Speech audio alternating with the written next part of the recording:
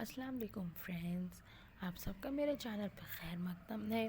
Last video में हमने अलाउद्दीन खिलजी के बारे में देखा था और अभी इस वीडियो में भी उनके आगे की ही मालूमात हम देखेंगे। इसमें सन 1303 में मेवाड़ और चित्तौड़ जो किला है उस पर आक्रमण किया। वहाँ का राजा था रतन सेन और उसकी पत्नी थी उसकी बीवी पद्मिनी। और इस घटना के बारे में मोहम्मद जायसी ने अपनी एक बुक पद्मिनी नाम की एक बुक उसमें लिखा। मेवाड़ का जो राजा था समर रतन सिंह, उसने टैक्स लिया उससे। और मेवाड़ का राजा सेनापति था वहाँ का गोरा और बादल। उसी वक्त उसकी जो पत्नी थी पद्मिनी, उसके ऊपर अलाउद्दीन खिलजी की नज़र पड़ी तो उसने उसके पति को मार दिया, अपने उसकी बीवी को पति को मार दिया।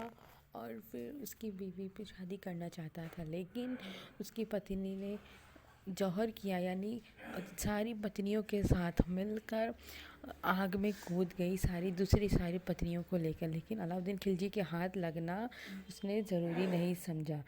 रतन सेन इसमें हार जाता है और अलाउद्दीन खिलजी जीत जाता है।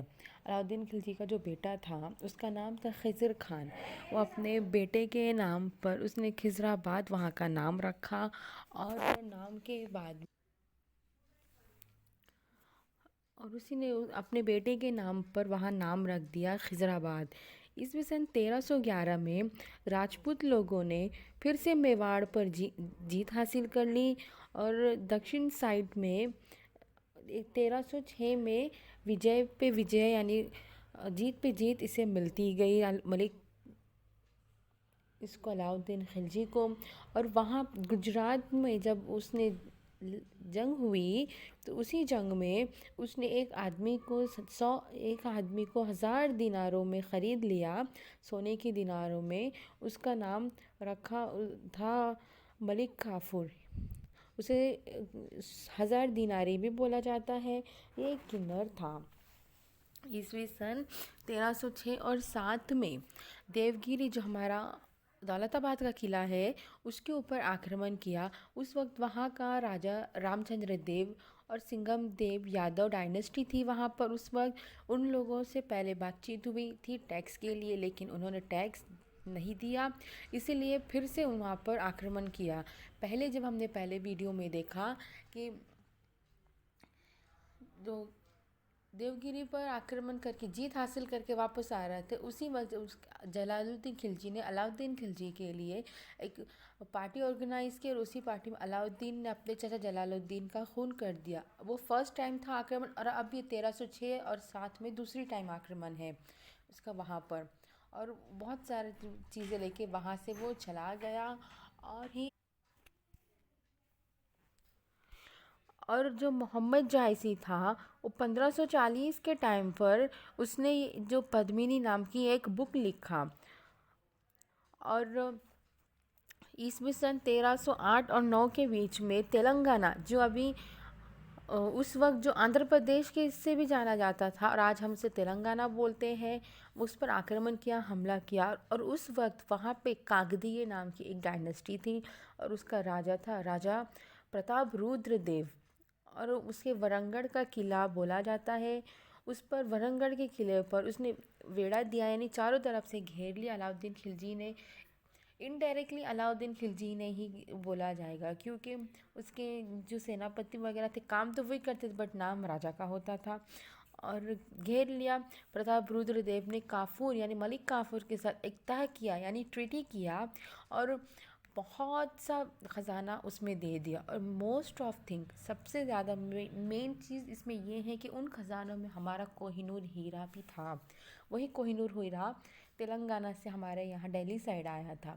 ईस्वी सन 1310 और 11 के बीच में द्वारास मुद्रा होयसड़ और व्हील बलताड़ थर्ड राजा था, उसने वहाँ पर भी तय हुआ और खूब सारी संपत्ति लेके ये मलिक काफूर वो सब वापस इधर आए अलाउद्दीन के पास।